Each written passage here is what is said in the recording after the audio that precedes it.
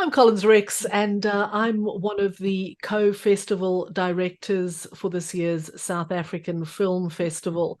And today we are absolutely delighted to be joined by John Barker. John, of course, is the scriptwriter and the director of our opening night film, The Umbrella Men. John, welcome, and thanks for joining us all the way from London and in a motor car. Hi Collins, hi Ricky, how are you guys? How are you guys all doing? Yes, we're at the moment. I'm not driving. I have Athos over there who's driving, who's the producer. We're doing a series on Bafana, and we're doing a whole lot of interviews in London and the UK. So we're driving to set. So apologies for not being settled. But lovely to be with you guys. Thank you for having us. Thank you for selecting the film. It's really fantastic. Oh, we're delighted to have it, and I'm very pleased to be joined today by my festival co-director Ricky Himon. Ricky, I'm going to throw to you, and you can have your first chat with John. Yes, thank you, John. I know this is on the road kind of talk today, but we are very delighted that you joined us, and we are very excited to have your film as our opening night film in cinema this year in Australia and New Zealand. So, couple of questions I was thinking about is, how did you manage? Ricky. Thanks for having us. Sorry, I just wanted to say thank you so much. Thank you so much for all the work you've done, and thank you for selecting the film. It really means a lot to us. Really great. Thank you. Absolutely a pleasure, John. It's lovely to have you guys on board. I was thinking about, you brought this vibrant community to life in this film, and being the writer and director of the film, where did the story originate from? I think during apartheid, my father was always very involved in those communities, and he always took us along to see the minstrels perform. The minstrels were troops that would tour around South Africa, and they would come to Durban, and he'd take us to the city hall to see them perform. And I was always fascinated by the minstrels from a very young age. I remember seeing like the young kids, especially in the troops, and I would look at them and be in complete awe of these young people who were my age, who were performing at such a high level with adults, and it was just fantastic to see. And I couldn't believe, as I got older, that we had this beautiful, rich culture and street carnival, which is one of the oldest street carnivals in the world. It dates back, over 200 years. And as I got older and I studied, I realized that this community had they obviously couldn't celebrate on the 1st of January because their masters wanted them to obviously clean up after their 1st of January parties, and they wouldn't allow their slaves to have the 1st of January off, which is absolutely a terrible thing to happen to anybody. And they forced them to celebrate on the 2nd of January. So it's called the Tweede Nuwe Jaar. For anyone that's South African will know what that means, but it's the 2nd of January. So it was just fascinating to have this. And then I also thought I'd love to have, because I love the harsh genre, I thought if I could put the harsh genre into something as in this beautiful community that's so rich with culture and history, and that they are then forced, their nightclub is threatened to be taken away, and they dig deep, and with their backs to the wall, they have to do whatever they can to save the club, because the same thing is happening to them that's been happening to them for 200 years. Their gentrification means that the things that they love are being taken away, so they need to really fight hard to preserve that, and they dig their heels in. And yes, I know they commit a crime, but they're doing it to preserve their culture, and their community and the way of life. Yeah, no, it's funny. Yeah, of course it's funny. Yeah, no, definitely. And I mean, it's very obvious that you obviously have a background, or something to refer to, because it's very authentic, and it's kind of authentically set in the Boerkaap, like we know it, and with, like we call it, if you are South African, the Kaapse klopse. And yes. So when you were writing the story, did you already have your lead characters or actors in mind? And people that you think was it important that they were respected by the local community for the film? Yes, absolutely. I mean, Joey Rusdeen, who plays Tiger in the film, has been so instrumental in my research of the community. You know, obviously, we wrote this from Johannesburg, growing up in Durban. Um, Somebody like Joey and his experience with the community, he obviously spent a lot of time in Cape Town. He helped us in so many ways, making it very authentic. And so Joey and Kagiso Ladiga were part of this for 15 years because we tried to make this film for 15 years. And we had Wow. many read-throughs, and we had many times we were turned down. And then I started working with Trevor Noah, and he was very interested in playing the lead. And so in about 2013, Trevor Noah was on board to be the lead, and then we talked a number of times, read-throughs, etc. And then in 2015, we'd been applying for a lot of funding, and for some reason, at that time, it was almost 10 years that we've been trying to make the film, and we didn't have anyone interested for a number of reasons. They didn't like the script, they didn't like what we were trying to say about the community. People didn't like the fact that we were saying that as soon as a community like that have their backs to the wall, that they're then going to commit a crime. And I was like, we're not in any way trying to make in making that point at all. If anything, it was a complete reverse of that.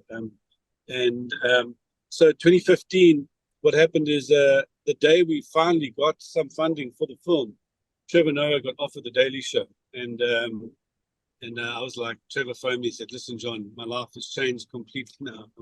I can't do that." And I said, "Trevor, how dare you? The Daily Show or the Umbrella Man? Come on." He said, "How can you make it?" And then rightfully chose the Daily Show.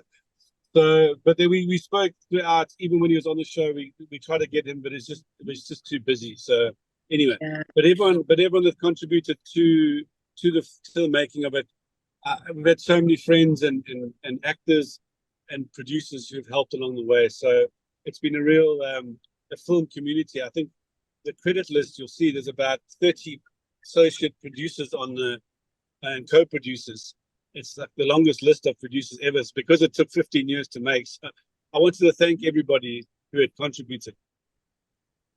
Well, John, you talk about the film community, and I think clearly, you know, having a community that surrounded this film is really obvious when one watches it. It exudes warmth and that sense of community and family, and the extended family. And that brings me to the question that I have. I mean, there are characters in this film that clearly are not actors, you know, that clearly are of that community. And I was wondering if you could share with us your interaction with the community and how it is that you came to have some of those community figures, the icons, if you like, and certainly some of the very funny icons, be part of the film, and what was involved in getting that all to get off the ground. Yeah, thanks, Collins. I mean, for a long time, I actually was going to make a film that didn't have any actors in it, that it was going to be really just people from the community. And even in, as you say, in the film, we shot a pilot in 2010 down in Cape Town, and a lot of those people, and some of the gangsters, in fact, there's some pretty tough gangsters in that film that when they're not being on set are gangsters, but nice gangsters, if you can get nice gangsters, funny gangsters. But yes, there's a lot of, but I'm not saying that all those, there are a lot of people that were not gangsters that are in the film, but a lot of people from the community were very involved. The troops that we used are existing troops, so all those colors, because just from a production point of view, to recreate thousands of the outfits, because on the day when the minstrels perform, there's 25,000 people on the streets, and each troop has roughly 2,500 to 3,000 people in the troop, depending how big they are. So to also create that wardrobe, we just felt like giving back to the community.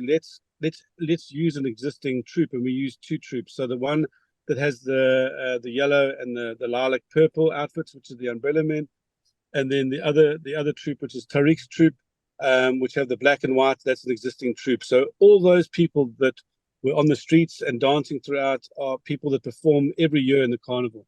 And they absolutely loved it. We used all of their instruments.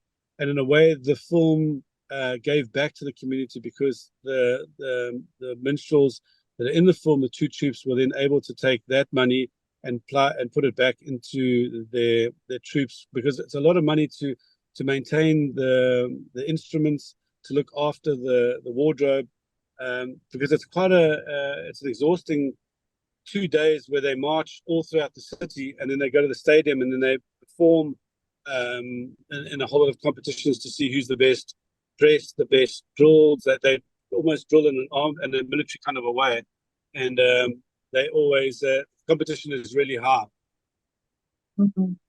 And they take it very serious.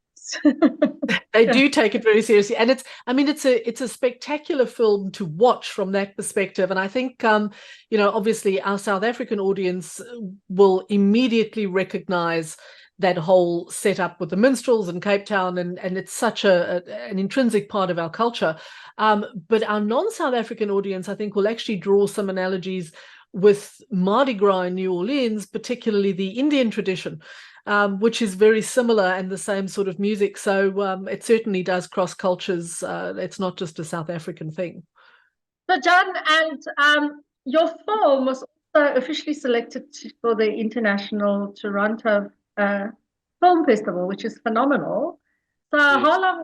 And congratulations. I mean, that's fantastic that they recognize the film and its vibrant culture, and you managed to weave in crime, comedy, and the Cape Carnival one film. That's phenomenal. I had one quick question for you. How long after you actually had your first official film selected, Bunny Chow, to Toronto, they select Umbrella Man? Yeah, thank you, Ricky. It was really great to be part of Toronto for Bunny Chow. And then I had a number of films that I submitted, Wonder Boy for President, which was really close to being selected, but I think didn't make it. So it was a long time. I think it was like 14 years, maybe. Yeah, so it was a long time. And I was really keen to get back to Toronto, but it took 14 years. I thought at the time when I had Bunny Chow that it wouldn't take that long. But as we all know, and I'm sure many of the people in the audience, and you and Collins both know, that making films, it takes a long, long time. And I think that's what young people have to learn too. You can see young filmmakers get very frustrated because they want to get their film made. But you got to realize that each film, even if it's a quick turnaround, it's going to take, 5 years of your life. Exactly. And so the thing is you learn to yeah, it takes a long time. So, but very, very, so wonderful that we got selected at Toronto. Great for all our young actors because they all went along. Shamilo went, Keenan, Bronte, and Jacques de Silva. So they all went along and they experienced what a great festival like Toronto is. And I think they learned a lot as filmmakers. It's great to sometimes see how the one thing is great. Same about Sydney is that Toronto really loves filmmaking, and when you arrive at that festival, you see queues snaking around the building. And I remember at one stage saying, "Who's this queue for? What is this for? Is this for some of the film?" And they said, "This is for your film." And I was like, I couldn't believe it. So they really love film and they support. So it was great for our young filmmakers to go and see that. Toronto is the best one, absolutely, because they do involve the local audiences quite a lot to participate. So that's fantastic. Well, John, it's been fabulous talking to you. And we really are looking forward to putting the film in front of Australian and New Zealand audiences and being there to actually watch the reaction, because we know that it's going to be a smash. So thank you very much for being part of the South African Film Festival and for talking to us today and doing it, on the run, so to speak, while you're in the process of making yet another production. So thank you very much, and good luck with everything that is around the corner for you. Brilliant, Collins. Thank you so much again for selecting the film. It really means so much to us in South Africa. Wonderful to be on this platform, and you guys are doing a great job. Thank you so much, Ricky, for choosing our film. It's an absolute pleasure. So, John, if you want to tell us or our audiences that are non-South African, why do you think they should come and see this film? And we will make sure that they all get this message. Yeah, thanks, Ricky. I think that anyone that's not South African, just in order to see a different side of a community in South Africa. And this is such a rich community. It's got its own sense of humor, its own style of music that's been borrowed from Indonesia and Malaysia. And then it's been taken to South Africa and made very uniquely South African. So I think it's always beautiful to watch a film from somewhere else where you really are able to understand the community and learn something more. So yeah, we'd really love you guys to go and laugh. And there are some very serious topics about gentrification, but we've made it in a way, we've made it comedic so that it's palatable, and actually in some way it makes more sense sometimes when something is funny, and you can understand that even through harsh times, when people are really having a tough time, the one way through that is through comedy. And I think it's very important. So if I can, please ask all you guys to go to cinema in Australia and New Zealand, and please support the Umbrella Men and this fantastic community who are so unrepresented, and they would love this attention from you guys. Thank you so much. All right. Well, thank you for your time today, John. It was lovely speaking to you as always. Lovely, Thanks, Ricky. John. Thank you so much. Thank you, Collins.